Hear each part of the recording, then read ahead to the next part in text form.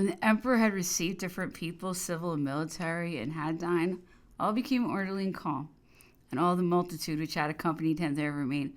Only a few individuals who stayed part of the night before the end. We learned that General Marchand, seeing that it was impossible to resist the emperor, had taken the wise course of going away rather than to break the oath which he had made to the Bourbons. He had, it was said, asked as a favor that they would not open the gates till he had left the city. The next day, the emperor remained in Grenoble. On the other hand, his guard needed rest, and on the other, he had the authorities to receive, and he had to review the 5,000 or 6,000 men who composed the garrison. Early in the morning, the whole population was afoot. The national colors floated on all sides, and all the soldiers and officials wore the tri-colored cockade. The review held by the emperor was very long, as I was not on duty that day. I do not know what was said or done there. After the review, several corps started to march to Lyon. I recollect that during that day, the 8th, the emperor received a visit from his former professor of mathematics. It was I who announced him. He was a tall, thin man wearing a peruke.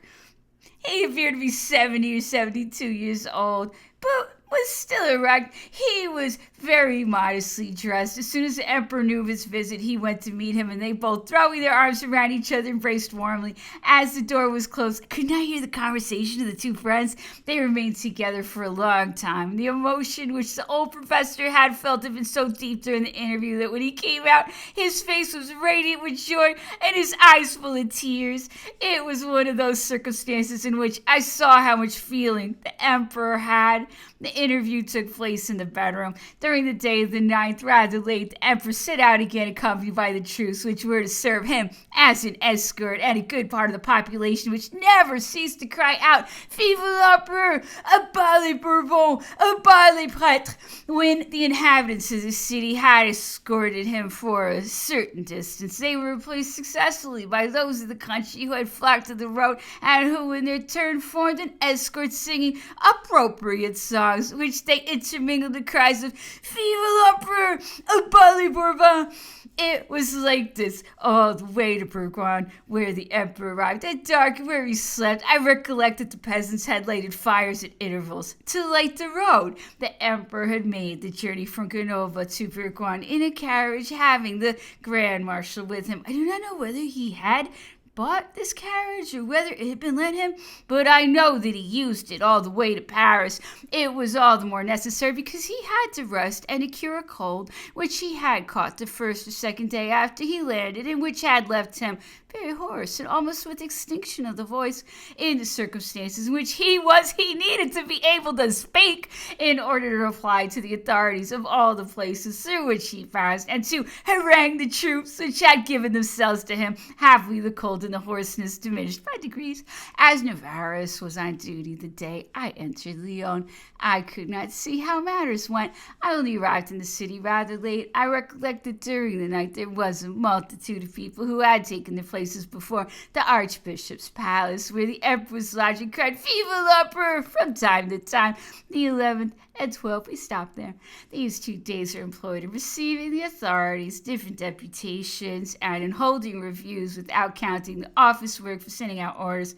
What delight must the emperor have felt! On every hand there was nothing but shouts of enthusiasm and public demonstrations in his favor. The common people were glad to see him again. I learned that one evening they had broken the windows of certain high royalist personages. Many of the troops received orders to march to Paris. It was at Lyon that I first saw General Breyer.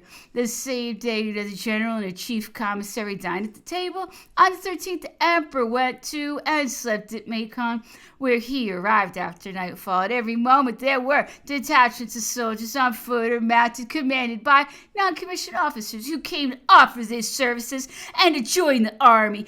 And the farther we advanced, the greater the emperor's escort became. There were officers and soldiers of all arms who had left their corps to have the happiness of being with their father and of accompanying him on his triumphal march at a place which I do not recollect. A sapper of dragoons with a long long thick beard came to the emperor, put his arms around him, and kissed him repeatedly. This man never ceased to form part of the emperor's suite during the whole journey. He was conspicuous because of his large bearskin cap and his beard. There were 2 or 3 Mameluke officers among the escort. On the 14th, the emperor slept at Chalon. It was in the city that I first saw Monsieur Fleury de Chaboulon. Everywhere there was the same welcome, the same enthusiasm on the part of the people. On the 15th, he entered the town. He received the mayor and the municipal council rather rudely, the emperor having learned that these gentlemen allowed themselves to be directed by the nobles and the priests, all whose suggestions they followed, said to them, among other things, that their business in any case was to keep order, tranquility, and peace, and not to obey nobles and priests who strive to disturb people's minds and to stir up disorder. I have just taken back my throne, he continued. Well, can you prevent it? Can you resist for a moment those immense masses which accompany me, or even all those who have welcomed me to this city? The mayor and some members of the council tried to get in a few words to defend themselves, but what they said was lost amid the vehement expressions which poured like a torrent from the emperor's mouth and permitted no reply. The emperor, in dismissing them, said a few more words to them, but a little more mildly, as if somewhat to soften the sharpness of the language which he had used to them. As everywhere the house was surrounded by a crowd from which rose cries of Vive l'Empereur! Down with the Bourbons! Down with the priests!